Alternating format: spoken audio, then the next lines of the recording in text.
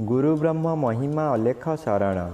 नमस्कार दर्शक वृंद, आपण मानंकु आजिर राशिफल कार्यक्रम मु एस कुमार स्वागत जनाऊँगी।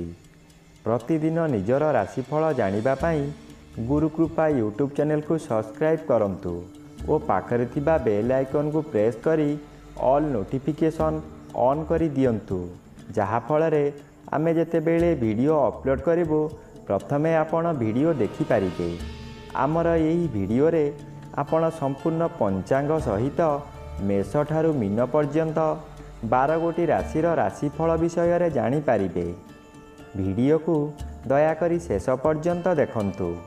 वीडियोटी भल लागिथिले वीडियो को लाइक करंतु एवं आपणक प्रियजन पाखु शेयर करी जणांतु। एबे आसंतु जानिबा आज दिनर संपूर्ण पंचांग विषय। आज 2024 मसीहा सेप्टेम्बर मास 17 तारिख मंगलवार, दिल्ली स्वराब्द सन 1431 साल, स्वाधीन भारताब्द 78 वर्ष, महिमाद 197 वर्ष। उत्कल गजपति श्री श्री गजपति दिव्यसिंहदेव महाराजांकर 68 अंक।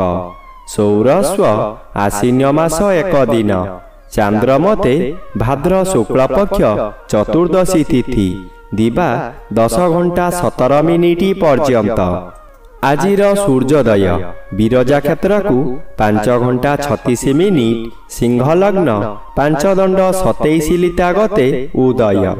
आजिर सूर्यास्त विरजा क्षेत्र को 5 घंटा 42 मिनिट, मीन लग्न 0 दंड 2 लिता गते अस्त। आज कुंभचंद्र 60 दंड, शतभिषा नक्षत्र, दिवा 1 घंटा 34 मिनिट पर्यंत। आज जन्मित शिशुर कुंभ राशि, शूद्रवर्ण, दानवगण, दिवा 1 घंटा 34 मिनिट गते नरगण। आज मृत व्यक्तिर 1 पाद पुष्कर दोष, दिवा 1 घंटा 34 मिनिट गते 2 पाद पुष्कर दोष। निषिद्ध खाद्य आज दिवा 10 घंटा 17 मिनिट मध्ये बिरी भोजन निषेध अटे एवं पूर्णिमा और संक्रांति सकाशे आमिष भोजन निषेध अटे। आजिर अमृत योग प्रातरु दिवा 6 घंटा 24 मिनिट मध्ये, दिवा 7 घंटा 12 मिनिट गते 11 घंटा 22 मिनिट मध्ये, रात्रि 8 घंटा 6 मिनिट गते 8 घंटा 54 मिनिट मध्ये, रात्रि 9 घंटा 42 मिनिट गते 12 घंटा 7 मिनिट मध्ये, रात्रि 1 घंटा 44 मिनिट गते शेष रात्रि 3 घंटा 20 मिनिट मध्ये एवं शेष रात्रि 3 घंटा 55 मिनिट गते 5 घंटा 36 मिनिट मध्ये। आजिर महेंद्र योग प्रातरु दिवा 8 घंटा 1 मिनिट मध्ये। आजिर काल बेला दिवा 1 घंटा 30 मिनिट गते अपराह्न 3 घंटा 24 मिनिट मध्ये। आजिर बार बेला दिवा 7 घंटा 30 मिनिट गते 9 घंटा 14 मिनिट मध्ये। आजिर काल रात्रि रात्रि 7 घंटा 36 मिनिट गते 9 घंटा 30 मिनिट मध्ये। आजिर राहु काल अपराह्न 3 घंटा ठारू 4 घंटा 30 मिनिट मध्यरे। आज मिथुन राशि और मीन राशि घात चंद्र, दिवा 1 घंटा 34 मिनिट मध्ये तुला राशि घात नक्षत्र, घात तिथि नाही। मकर राशि घात बार। प्रिय बंधुगण, एबे आसंतु जानिबा मेष ठारू मीन पर्यंत 12 गोटी राशिर राशिफल विषय रे। राशि चक्रर प्रथम राशि मेष राशि। आज मेष राशि जन्मित व्यक्ति मानक सकाशे एकादश स्थान रे चंद्र गोचर करुथिबारु शुभ फल मिलिबो। आपण जेउ व्यक्ति को चाहुथुले आज तांको सहित साक्षात आलोचना होई बहु सफलतार पाहाच उत्तीर्ण हेबे। परिवार मध्यरे स्वादिष्ट भोजन प्रस्तुत करिबा सहित अतिथि बंधु मानंकु निमंत्रण करी आप्यायित करिबे। नूतन अलंकार व्यवहार करिबे। परिवार आपणंकु सपोर्ट करिबो। एबे आसंतु जानिबा राशि चक्रर द्वितीय राशि वृष राशि विषय रे। ଆଜି ବୃଷ ରାଶି ଜନ୍ମିତ ବ୍ୟକ୍ତିମାନଙ୍କ ସକାଶେ ଦଶମ ସ୍ଥାନରେ ଚନ୍ଦ୍ରଗୋଚର କରୁଥିବାରୁ ଆପଣ ଆଜି ବହୁ ବଡ଼ ବଡ଼ କାମ ଖୁବ୍ ସହଜରେ ପୂରଣ କରିପାରିବେ। ଉଚ୍ଚ ସମ୍ମାନର ଅଧିକାରୀ ହୋଇପାରନ୍ତି। ସୁନାମ ଆପଣଙ୍କର ପ୍ରାପ୍ତ ହେବ। ଆପଣଙ୍କର ଇଚ୍ଛା ପୂର୍ଣ୍ଣ ହେବ। ଆପଣଙ୍କ କାର୍ଯ୍ୟ ଦେଖି ସାଥୀ କର୍ମଚାରୀମାନେ ଆପଣଙ୍କୁ ଅନୁସରଣ କରିବେ ଓ ସଫଳତାର ସୂତ୍ର ଶିକ୍ଷା କରିବେ। ବିଭିନ୍ନ ଦିଗରୁ ପ୍ରଶଂସାର ସମ୍ବାଦମାନ ପାଇ ଆନନ୍ଦିତ ହେବେ। ଏବେ ଆସନ୍ତୁ ଜାଣିବା ରାଶିଚକ୍ରର ତୃତୀୟ ରାଶି ମିଥୁନ ରାଶି ବିଷୟରେ। ଆଜି ମିଥୁନ ରାଶି ଜନ୍ମିତ ବ୍ୟକ୍ତିମାନଙ୍କ ସକାଶେ ଘାତଚନ୍ଦ୍ର ଭୋଗ ହେଉଛି। ଘାତଚନ୍ଦ୍ର ସର୍ବଦା ଅଶୁଭ ଫଳ ମିଳିବ। ଘରେ ବାହାରେ ପ୍ରତ୍ୟେକ ସ୍ଥାନରେ ଅପଦସ୍ଥ ହେବେ। ବହୁ ପରିମାଣର ବ୍ୟୟ ହେବ। ଶରୀର ଅସୁସ୍ଥ ରହିବ। ମଥା ବିଚଳିତ ହେବ।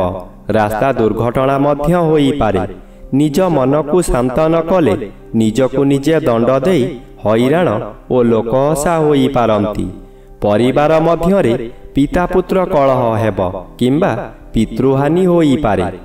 ଏବେ ଆସନ୍ତୁ ଜାଣିବା ରାଶିଚକ୍ରର ଚତୁର୍ଥ ରାଶି କର୍କଟ ରାଶି ବିଷୟରେ। ଆଜି କର୍କଟ ରାଶି ଜନ୍ମିତ ବ୍ୟକ୍ତିମାନଙ୍କ ସକାଶେ ଅଷ୍ଟମ ସ୍ଥାନରେ ଚନ୍ଦ୍ରଗୋଚର କରୁଛନ୍ତି। ଅଶୁଭ ଫଳ ମିଳିବ। ଅଷ୍ଟମ ସ୍ଥାନ ଆୟୁ ସ୍ଥାନ ଓ ମାରକ ସ୍ଥାନ। ଚନ୍ଦ୍ର ଏପରି ଏକ ଗ୍ରହ ମୃତ୍ୟୁକୁ ମଧ୍ୟ ମାରିପାରେ। ଚନ୍ଦ୍ର ଅଷ୍ଟମରେ ଭ୍ରମଣ କରୁଥିବା ସମୟରେ ବହୁ ଦୁର୍ଘଟଣା ମଧ୍ୟ ଘଟାଇପାରେ। ତାହା ଶାରୀରିକ ହେଉ କିମ୍ବା ମାନସିକ। ନିଜକୁ ସତର୍କ ନ ରହିଲେ ନିଜ ଗୋଡ଼ରେ ନିଜେ କୁରାଢ଼ି ମାରିବା ସଦୃଶ୍ୟ ହେବ। ଏଣୁ ମନକୁ ଶାନ୍ତ ରଖନ୍ତୁ।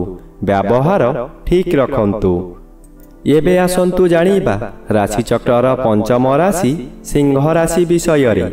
ଆଜି ସିଂହ ରାଶି ଜନ୍ମିତ ବ୍ୟକ୍ତିମାନଙ୍କ ସକାଶେ ସପ୍ତମ ସ୍ଥାନରେ ଚନ୍ଦ୍ରଗୋଚର କରୁଥିବାରୁ ଶୁଭ ଫଳ ମିଳିବ। ଆପଣଙ୍କ ପରିବାର ମଧ୍ୟରେ ହସ ଖୁସିର ଉତ୍ତମ ବାତାବରଣ ଆସିବ। ଏହି ସମୟରେ ଆପଣଙ୍କ ଜନ୍ମସ୍ଥାନଠାରୁ ଦୂରରୁ ଖୁସି ଖବର ମିଳିବ। ଆୟ ବୃଦ୍ଧି ହେବ। ସ୍ୱାମୀ କିମ୍ବା ସ୍ତ୍ରୀ ଜଣେ ଅନ୍ୟ ଜଣଙ୍କୁ ନିବିଡ଼ ଭାବରେ ଭଲ ପାଇବେ। ଯାହା ବ୍ୟବସାୟ କରୁଛନ୍ତି ତହିଁରେ ଆଶାଠାରୁ ଅଧିକ ଆୟ ହେବ।